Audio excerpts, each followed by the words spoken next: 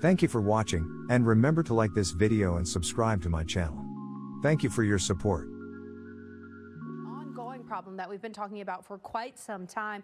We need so much rain out west, but then of course you don't want too much at one time because that leads to issues where we have the burn scars. So it's just a conundrum of needing the exact right amount, and that's not what we're getting. Now, here's what's going on. The jet stream is our main weather driver, and we get some disturbances riding along that jet, and that is going to keep unsettled weather, pulses of energy stirring up the atmosphere, bringing that precipitation to the west coast, rain along the coast and in the lower levels, and snow as you get up into the higher elevations in some of the mountains. So here's a look at what's going on. This is representative of the water vapor. You can kind of see that swirl associated with the trough off the coast moving onshore, bringing that precipitation with it, that moisture in the air that you need to get the precip. So here's what we're looking at. In Portland, you've had a few showers moving through as you look a little bit to the east of Portland and across the Cascade Range. You definitely have some snow falling there. Portions of 84 could be a little slick, so keep that in mind. Some of those mountain passes could be a little rough with the snow falling. We do have those showers and rain showers, winter showers as well, moving across the Olympic Peninsula. Olympia, you've got some rain, and that's going to continue moving across the Puget Sound there. And then as you can see here, not quite as much going on in Northern California just yet, but just hold on, you guys are going to get your chance. We're going to have rounds and rounds of this unsettled weather as we have those pulses of energy moving onshore. We've got a front that's going to be moving through today as we head through the afternoon and into Monday and Tuesday. You can see that spreading farther south down to San Luis Obispo as we head through Tuesday. The Bay Area's in it, eventually filling in across LA and San Diego as well. So we are getting some of this very beneficial moisture out west, even into Las Vegas. We're going to take that into the Four Corners regions just a little bit. We really have some terrible drought conditions for places like Vegas at this point. Now, focusing on the west coast, up to 1 to 2 inches of rainfall there up and down the coast. But here's where it really gets beneficial, guys, where we're talking about the snowpack that you need as you head into the drier months. We're talking about a foot, maybe a foot and a half across portions of the Sierras, the Cascades getting in on that as well. And that is really something, Paul, I think it's what you say, it's money in the bank with that snowpack when you're talking about getting into the drier months. For sure, we need that. A warm-ish. Now, we are getting a break from the rain, but that will not remain the case. So let's talk about what's going on here. The jet stream is actually displaced to the north, but we've got this little kind of piece of energy, pocket of energy that's going to eventually kind of slowly make its way eastward. And with that, it's going to interact with this frontal boundary that we're going to have hanging out there middle to latter part of next week. And what happens when you have kind of a stalled frontal boundary like this? Well, it acts as kind of a funnel or a focus of all of that wet weather. And that's what we're going to see here from Oklahoma through the Ohio Valley, rounds of rain and storms. And because the ground is so saturated for much of this area, this could lead to some flooding issues. It's not just the rain, though. Some of you guys are going to get another dousing of snow. So I want to show you two different things that you're looking at. The European model here showing Wednesday through Friday, moderate amounts of snowfall there around the front range of Colorado up into Wyoming as well, a little bit for Rapid City. And the GFS model really does put the significant snowfall in much of the same places. It just brings a little bit more of it. You can see that possibility for heavy snow there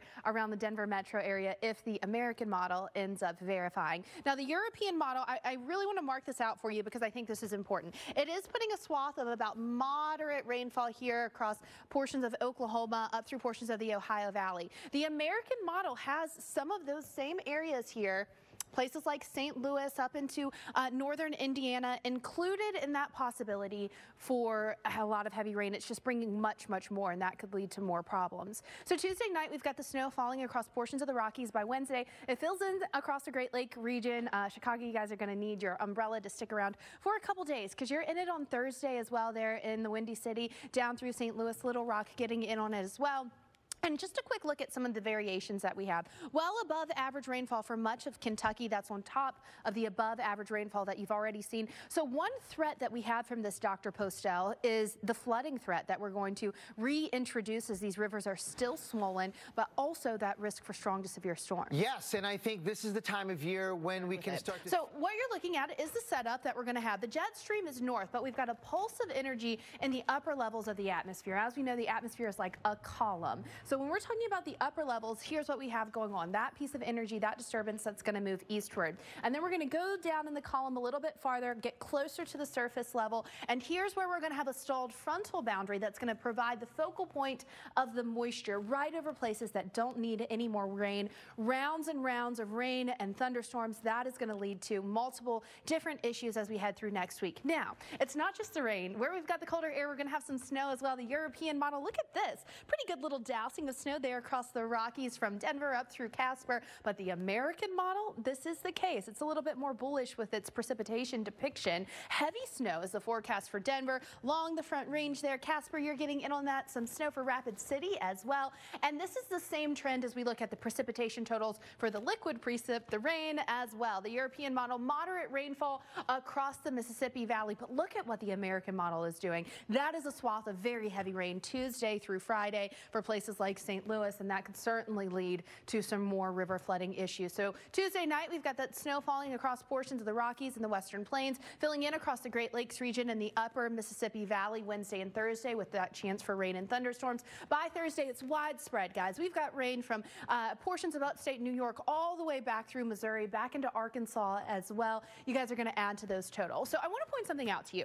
When you look at this and you see the rainfall departure, you see it's above average here in Jackson, Kentucky, about 4¼ inches. That might not seem like a lot, right? But you ended 2020 about a foot above average in terms of rainfall. So you're just continuously adding on to that. And that is why across the eastern portions of the country, especially the Ohio River Valley, that we have so many rivers still in flood stage, and we're just going to add more to that. So we want to make sure you stay weather aware. Some of these storms could become severe. Dr. Postel.